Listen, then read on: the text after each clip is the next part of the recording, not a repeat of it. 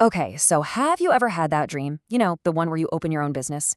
Let's say a cozy little pizza shop right in the heart of Winnipeg. You've got the passion, maybe a secret family recipe. But here's the thing, in today's world, is that really enough? We're about to find out that the real secret to success might have less to do with the perfect tomato sauce and a whole lot more to do with math. Yeah, a specific kind of algorithm. Let's dig in and see how that works. Right. So the old way of doing this was, well, pretty simple. You'd pick a location because it felt busy, right? You'd copy a menu that seemed popular somewhere else, cross your fingers, and just hope for the best. It was a business built entirely on gut feelings and a whole lot of wishful thinking. But that old playbook, it's totally obsolete. I mean, what if instead of a static 100-page business plan that's basically outdated the second you print it, you had a dynamic algorithm? What if you swapped out that vague gut feeling for actual quantified learning? And instead of making one huge risky bet, you made a whole series of small, smart, continuous adjustments. That's the huge shift we're going to explore today. So here's the big idea, the core takeaway.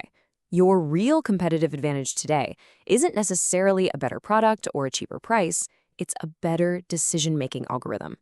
I love this analogy. A traditional business plan is like a paper map. It's rigid. It's useless the second a road closes. But a modern startup, it's like a self-correcting GPS, constantly rerouting based on new data to find the absolute fastest path to success. So what's the whole point of this GPS? Well, this quote just nails it. A startup's fundamental job is to close the gap, to minimize that misfit between what you think people want and what they actually want. Every single day, your goal is to make that gap just a tiny bit smaller. Now, here's where it gets really interesting. This misfit isn't just some vague feeling, like, oh, sales are a bit slow this week. No way. It's a number, a real value that you can actually measure, track, and most importantly, shrink. Let's break down exactly how you do that. First up, we've got a variable we'll call P. Just think of P as the absolute objective truth of the market. It's the real hidden preferences of every single potential pizza customer in Winnipeg. It's like this gold mine of data you're desperately trying to discover. You don't know what it is yet, but it's out there. And next, we have Q. Q is your business. It's your menu right now, your current pricing, the photos you're posting on Instagram. It's your best guess, your working hypothesis about what P, that market truth, actually looks like. It's your model of reality. And this brings us to the most crucial part. There's a way to measure the distance between P and Q. We're just going to call it the misfit score. Now, this isn't just some abstract mathematical idea. It has a very, very real-world cost. It's every dollar of ad spends that doesn't convert. It's every single pizza you have to throw out at the end of the night. It's literally the price you pay for being wrong. Okay, to really see how this works, let's just pretend for a second. Let's say we have superpowers and we actually know the market truth, PL. And it turns out 60% of Winnipeg is secretly craving sourdough thin crust. 30% want that traditional thick crust, and 10% are looking for a gluten-free option. This right here, this is our target. This is the truth. But here's your initial hypothesis, your Q1. Maybe you just moved from a city where thick crust pizza is king, so you bet the entire farm on it. You pour 80% of your resources into thick crust. You can immediately see the huge disconnect between this chart and the last one. That visual gap you see? That's your business risk, right there in a picture. And we can actually put a number on that risk. Let's say your initial misfit score is just over 1. Let's call this your ignorance tax. It's a quantifiable measure of how much your initial guess is costing you.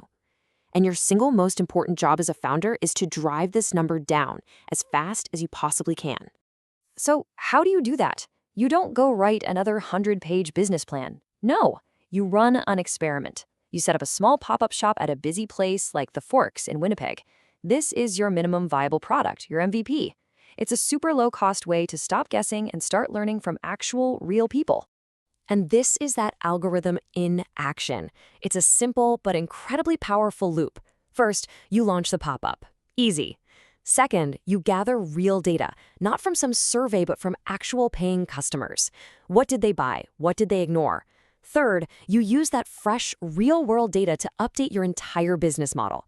And finally, you recalculate your misfit score to see if you've actually gotten any smarter. And would you look at that? After serving just your first 100 customers, the data starts talking. And it's definitely not saying what you expected it to say. The demand you're observing it looks suspiciously close to the actual market truth we peeked at earlier. Turns out the thick crust isn't the runaway winner you thought it was. Not even close. This right here is the moment of truth. A smart founder listens to the data. So you take this feedback and you update your whole model. You shift your ingredient orders, you change the menu on the fly, you maybe even retrain your staff.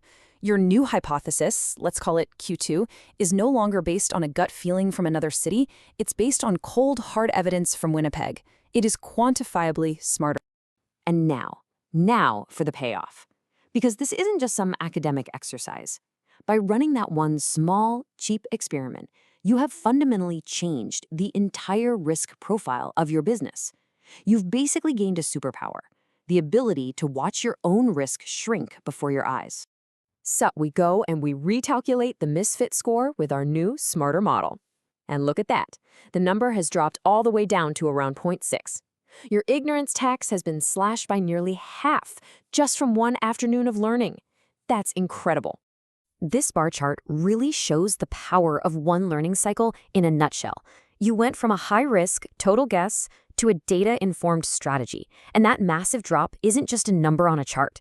It represents a huge reduction in wasted time, wasted money, and wasted effort.